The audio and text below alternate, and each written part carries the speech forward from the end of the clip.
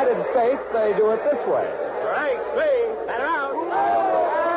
Kill the umpire. Fire him. In Canada, they do it this way. Strike three. Batter out.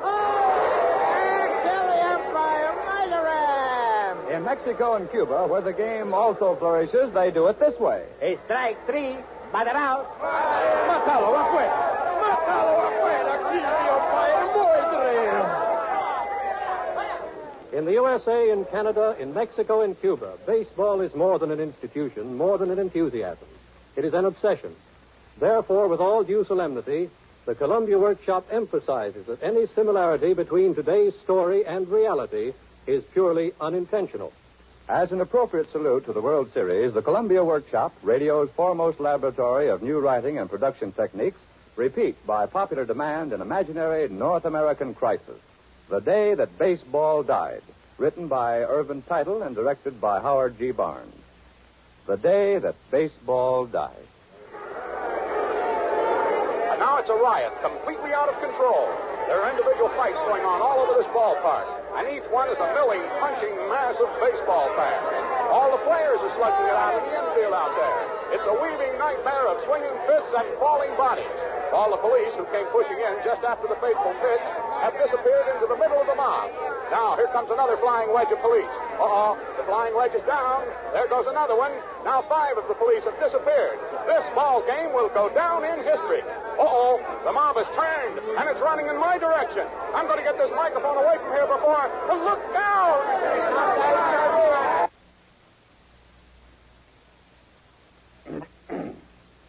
And, this can be written into the records as an eyewitness account of the rioting at that, fateful baseball game, Mr. Belanger?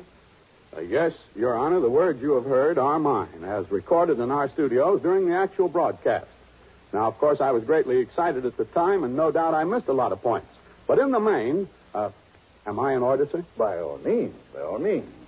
This is a special committee of inquiry into the events leading up to and the immediate cause of one of the worst riots that has ever occurred in the history of American sport.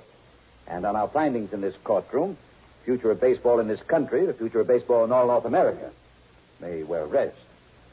Over 3,000 people were injured following that amazing pitch of Mr. Bisterski. And the suits against the several leagues, the owners of the baseball stadium, the soft drink concessionaire, the baseball players, and the United States of America, amounting to millions of dollars. Any further information you may give us would be very valuable. I assume my colleagues in this special committee agree. You agree, Judge Wright? Agreed. Judge Benjamin? Agreed. Mr. Belanger, you have been a radio sports reporter for a good many years. What do you think is the consensus among sporting writers on that pitch that was a direct contributory cause of the riot? Well, sir, a local newspaper polled 242 sports writers and experts. They asked them this question. Do you agree or disagree with umpire Kelly's decision? Answer? 11 agreed, 11 disagreed, 219 undecided. That leaves one more. Well, he refused to answer. He gave up baseball reporting and is now a masseur in a Turkish bath establishment. He took the dispute much too hard? Oh, yes, but he's not the only one. This question has split the baseball world down the center, lengthwise, crosswise, and at the seams. It's hard for me to talk so calmly about it. As your honors are aware, the man who umpired at the game, one of the finest in the business, committed suicide the day after. He just couldn't stand the doubt in his own mind. Fortunate. Mr. Belanger, what is your opinion of that last inning? To which ball club should the game have been awarded? Your Honor, now, if the court doesn't mind, I'd rather not say. The committee will not insist on your answering that question. The hearing is now adjourned until 2:30 this afternoon.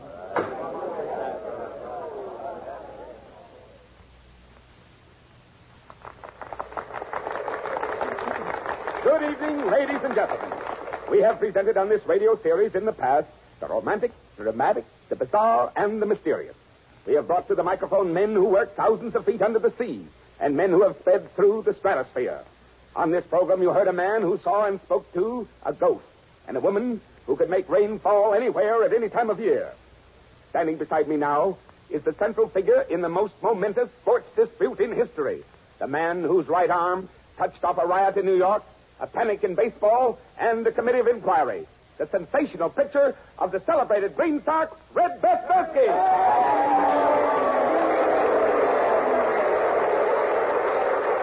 Red, how long have you been playing baseball? I've been playing... Oh, Red, mind coming a little closer to the mic? Yes. I've been playing ball for 8 years. Red, how long did it take you to perfect your original knuckle-duster pitch that was the sensation of the league at the beginning of the season? I worked on it for about 6 years before I was confident enough to use it in a professional game. And when you introduced it in the opening game of the season, you told reporters it was knuckle-duster the first. Did you have an idea that you could improve on it? Well, I believe that with another 2 years' practice, I'd have a really sensational pitch. And your idea worked out? Better than I ever dreamed. I was able to use Knuckle Duster the second for the first time in the last inning of the deciding game of the World Series. With the result that in the riot that followed, over 3,000 people were injured. All baseball leagues in the United States, Canada, Mexico, and Cuba have indefinitely suspended all schedules. And the shadow of Knuckle Duster II hangs over the historic courtroom in Washington, where the committee of inquiry into that game and riot is in session at this very moment. Red, by court injunction, you cannot toss another Knuckle Duster pending the outcome of the inquiry. That's right, Mr. Simpson. But there's nothing to prevent you showing me how to throw it. I have here, thank you, a standard baseball as approved by 14 different leagues, exactly 60.5 feet away down the center aisle of this radio studio. The Detroit Lion catcher, Mike Malloy, is waiting for my pitch. Now, Red, will you show me how to hold the ball so that I can be the second man in the world to throw the famous Knuckle Duster? Well, Mr. Simpson, I don't know whether you can wrap your fingers around a ball like I can. You see, practice has made my middle two fingers grow almost half an inch. And then there's something else that I'll do my best if you show me. But, Mr. Simpson, there's another thing. A studio audience of 600 people and a radio audience of over 30 million are waiting for this very moment when the second Knuckle Duster, the second in all history, is to be thrown. The Mexican and Cuban embassies have sent observers. You're not going to disappoint all those lovers of baseball. It isn't that, Mr. Simpson. It's just that... Are you with me, folks? All right, it's your will and I'm willing, but it's dangerous. I'll risk it for my sponsor's sake. Well, get the ball well in the heel of your hand. Yes, Red. That's right. Now spread these two fingers back around. Like this? No, back a little farther. That's right. Now your thumb goes under here. Here? Way under here. Huh? Now your index finger lies along this two fingers just split there. Oh. You have to bend them back just a little farther. No, a little farther back, Mr. Simpson, until you... No! You've broken my fingers! That's what I tell you, sir. I broke my finger 6 times before I could throw a Knuckle Duster in a second. This is Belanger again. As you know, I was at the microphone in the ballpark giving the radio play-by-play on that fateful day when Red first hurled his Knuckle Duster II, the pitch that has threatened to revolutionize and perhaps to destroy our national sport. Well, a word now about the incident when that rather self-assured radio master of ceremonies attempted to imitate the Knuckle Duster pitch and broke his fingers in the process. After that sensational occurrence, there was a new burst of inflammatory newspaper headlines. And again, the continent was split asunder by contradictory opinions. This is the question. Can baseball exist with the threat of the Knuckle Duster II hanging like a sword of Damocles over its head? Red Bestursky should be banned from organized ball for life. I'm a sports writer for the Evening Monsoon. I'll never watch another game as long as I live. What I saw convinced me. There's no solution. Red Bestursky worked for 6 years before he perfected that ball, and to ban a man from the game just because he worked so hard would be criminal. And anyway, what's to prevent other pitchers, now that they know it's possible, from trying to imitate it? And unless you rewrite baseball's code and hedge it around with restrictions, which would ruin the game in any event, you cannot ban the Knuckle Duster, and you cannot continue playing the game with it. I resigned a week ago as president of the league. You'll have to excuse me if I don't talk too clearly. I'm just recovering from a fracture of the lower jaw. I was at that game, too. I agree in part with what some of the sports writers have said, except that I believe that the game of baseball could be modified, say, to eliminate the pitcher. Now, the shape of the bat could be changed to make it more like a golf club, and the second baseman could roll the ball along the ground at the batter. Now, I'm going to start working out the details for an entirely new game, a substitute for baseball, as soon as they take the cast off my right arm. Meanwhile, the Committee of Inquiry, composed of 3 judges of the highest integrity, continued its investigation. Now, there will be no demonstration, please, during the hearing. Mr. Hemingway, you are the chief umpire of the league. That's right, Your Honor. Were you in agreement with the decision of the late umpire Kelly that preceded the riot in New York? Your Honor, I can say this. I would have acted the same way. Though you don't agree with it now?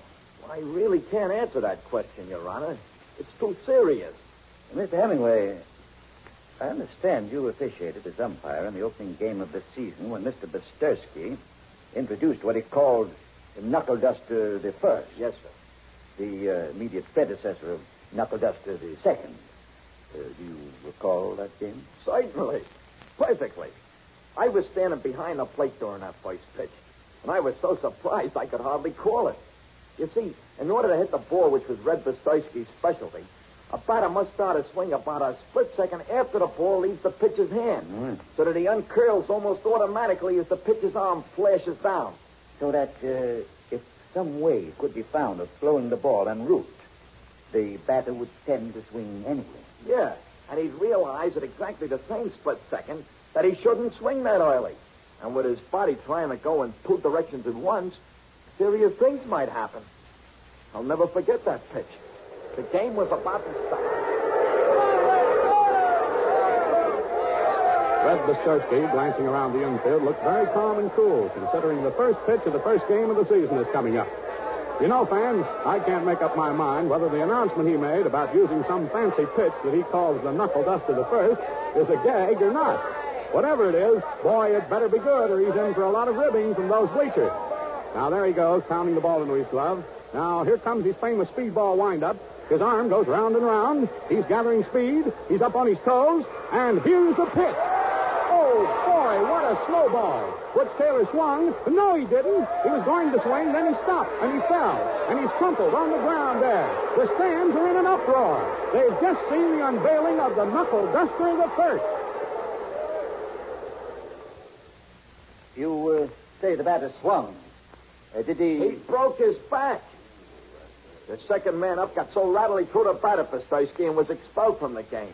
The third batter struck out. The Green Sox won that game 28-0. Was the Knuckle Duster the First as successful as that all through the season? Bastersky won his first 8 games with it until some hitters caught on. You see, it was very surprising at first because Red was a fastball pitcher, and with the Knuckle Duster, he had an amazing change of pace. But towards the end of the season and in the first part of the series, he didn't do so hot. And it was then that he introduced Knuckle Duster the Second? He was called in as a relief pitcher in the last part of the last inning of the deciding game of the World Series. Red side was leading by 1 run. The bases were loaded with 2 men out. In order to win the series, Your Honor, and that means $5,000 extra for each man on his team, Bastersky had to strike out the batter who faced him. The count was 3-2.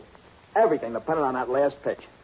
I heard a rumor about a Knuckle Duster to the second, but I didn't think he'd use it this season. Well, as I looked at him through my field glasses, I saw Red half turn toward third base. His fiancée was sitting in a box just beyond it. And I saw him hold up 2 fingers. And that indicated to you? That the next pitch was going to be a Knuckle Duster the Second. Thank you. Thank you, Mr. Hemingway. Any questions from the other members of the committee? Yes, Mr. Hemingway. Are you still chief umpire for the league? Yes, Your Honor. But my resignation from that position becomes effective tomorrow. I'm going to be a traveler and ladies and misses ready to wear.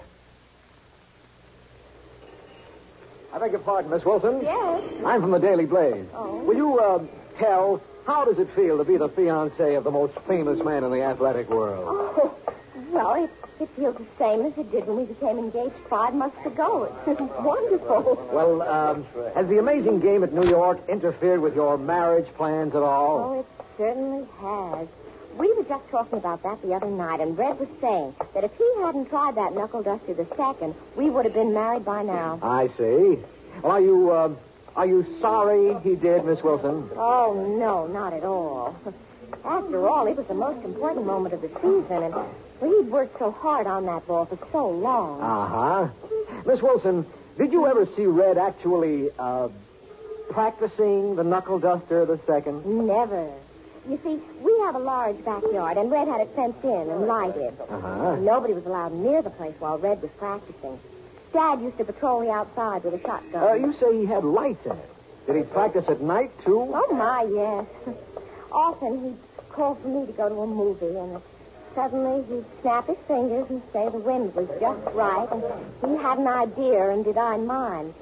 And he'd disappear into the backyard, and Pop would get his shotgun, and I'd get my knitting. Miss Wilson, did you know before the game that Red might use the new knuckle duster? No, I didn't.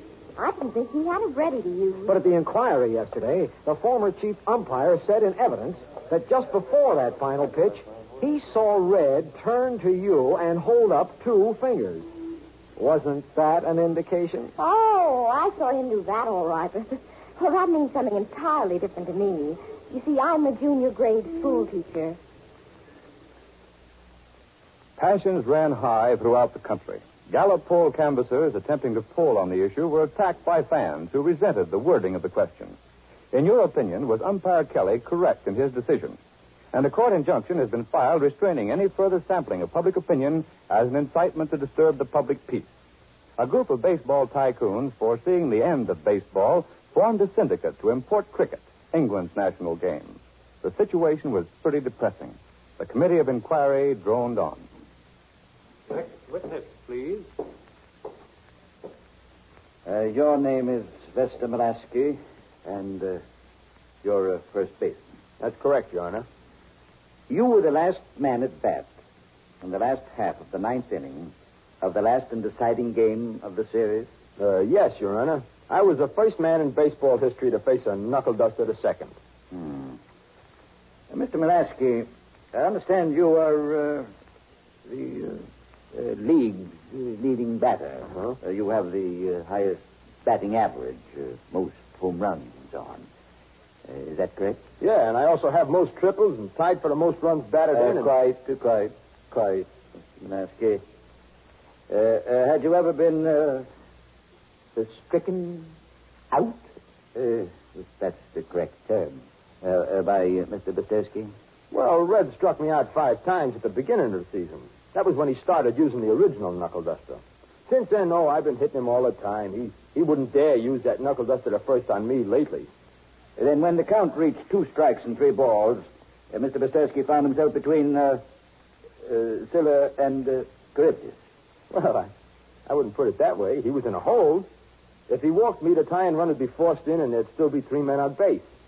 He had to either give me his fastball and take a chance on me hitting it out of the old ballpark, or else try something else. So he tried something else. Mr. Molaski, consider this question carefully before you answer. Some split second after he pitched the ball, did you hear umpire Kelly shout, "You're out"? I did not. And in any case, Your Honor, Kelly had no business shouting anything before Your Honor, I represent the interests of the relatives of the deceased Mr. Kelly, and I object to the witness casting any reflections on the merits of Mr. Kelly's decision that will be read into the record. There are many actions pertaining to the game and hinging on that particular point of the game that are now pending in the courts of the country, and a biased opinion at this point might unnecessarily prejudice sentiment. Your objection is well made, Mr. Sandman. Court stenographer will erase my question and Mr. Molaski's answer from the court record. Mr. Molaski, there are several questions that this court is trying to get answered in the course of this inquiry. Now, according to normal baseball rules and customs, was Mr. Bestersky's pitch illegal? And did its illegality touch off the riot? Or was it legal, but of such a nature as to endanger the public peace? Or did Mr. Kelly's decision and reversal of decision precipitate the disturbances? In the light of these questions, Mr. Mulaski, can you tell us briefly everything you remember from the time you assumed batting position? Sure, certainly. There were 3 men on base, and Bestursky was taking his time pitching, and after I fouled a couple and let a couple of others go by.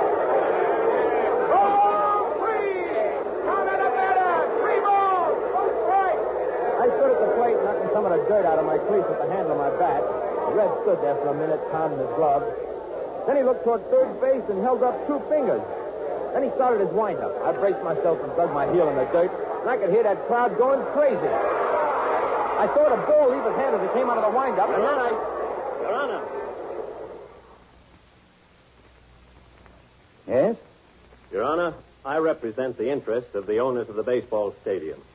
And I feel it would be highly prejudicial to my client's interests to introduce an oral account of the next few seconds into the record by a participant in the game. We have, as one of the exhibits, an impartial eyewitness account of those few seconds as broadcast by Hewitt Belanger and recorded in the radio studio. I respectfully submit that that is the count that should go into the court record. Agreed. Court stenographer will eliminate the latter part of Mr. Mulaski's testimony. The witness is excused. Court is adjourned until 9 a.m. tomorrow. Court adjourned.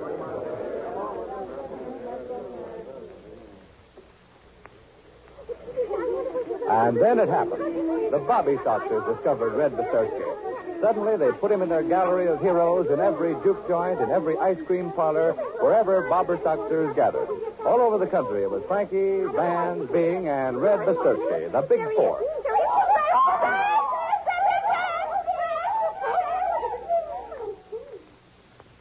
As a scientist, I have been asked to give a simple scientific explanation. Now, when an object is thrown parallel with the horizontal, with considerable velocity, there are 3 main forces acting on it simultaneously. The force of X imparted by the arm, the force G, otherwise gravity, acting at right angles to X, and force Y, which is the air resistance in the path of the object. In order, therefore, to reach the given conclusion demonstrated so ably by Mr. Bestursky, the forces X and Y, in conjunction with other factors, should total in effect, or rather effect in total at a given moment in time, or rather a force equal and opposite to force G and any other forces. Well, starting again. What I mean is that the forces acting along the line of flight, I should say, of course, against the line of flight, well, actually, what I really mean, oh, nuts, I don't know how he did it. Now, Mr. Bestursky, we resume my hearing. Is it so that before the game you had no intention of using the knuckle duster the second? That's right, sir.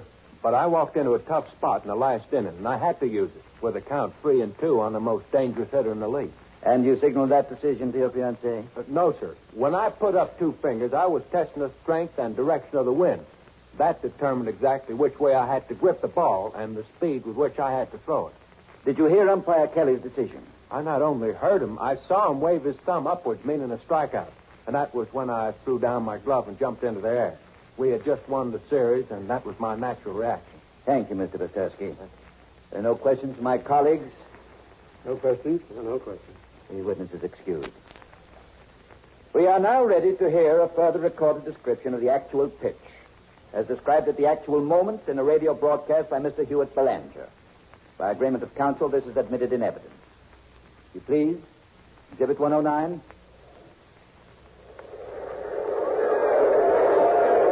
About $100,000, the difference between the losing and winning purses, hangs in the balance on this next pitch. The tension in the stadium is terrific. With the count 3-2 on the league's leading batter, 3 men on and 2 out, Bestursky is taking his time. He seems to have made his decision now. He faces toward third, and he holds up 2 fingers like a Boy Scout testing the wind. Now, Red's beginning his speedball windup. His arm is going around, gathering speed, and here comes the pitch. Molaski swings. Oh, what a fastball. I didn't even see it go over the plate, and I don't think anybody did. But it's a strikeout, and the Green Sox win the series. And they're throwing down their gloves, and they're dancing in the infield. Wait, just a minute. Something's happened here.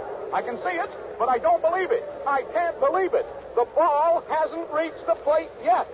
Now, I've got my glasses on it, and I can see it. It stopped in midair about 3 feet in front of the batter, spinning slowly around, but staying in the same place. Oh, what a pitch! A fastball until it comes near the plate, and then it stops in midair. Pulaski has thrown down his bat. He's turned to the dugout, but his teammates now are screaming at him, pointing at the ball, hovering near the plate there. Pulaski is whirling around. He picks up the bat. He's flailing at that spinning ball, and he hits it weakly. It's rolling to the infield, but those fielders, they're dancing around. They don't see it. Umpire Kelly is shouting. He's reversing his decision. He says it's a hit. And now the tying and the winning runs are crossing the plate, and the Falcons have won.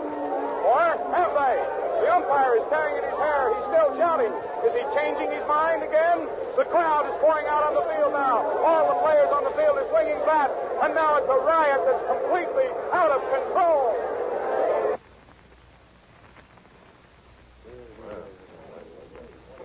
Thank you. That is all we need here. The committee will now retire to formulate its final recommendations. We stand adjourned. While the learned judges pondered the problem, the people argued in schools and clubs, offices and saloons, in stores, in banks, and shops. Who won the game? Should Knuckle Duster II be outlawed? Is baseball dead, killed by its own atomic bomb? The Daily Proletarian said, Reactionary pitcher dooms sport of masses. The Chicago Republican headlined, Red pitcher sabotages baseball. The People said, Listen, the batter swung and missed the ball. A strikeout. The Green Sox won a game. You're crazy. The ball never crossed the plate. The batter can do what he likes before the ball comes over the plate. It came over and he hit it. Any idiot can see that the Falcons won. Well, I'm not an idiot. He swung and missed, didn't he? He couldn't have missed it. The ball hadn't reached him. He swung and missed, and the umpire called him out. Then he reversed his decision. He saw he was wrong. On my foot. You're crazy.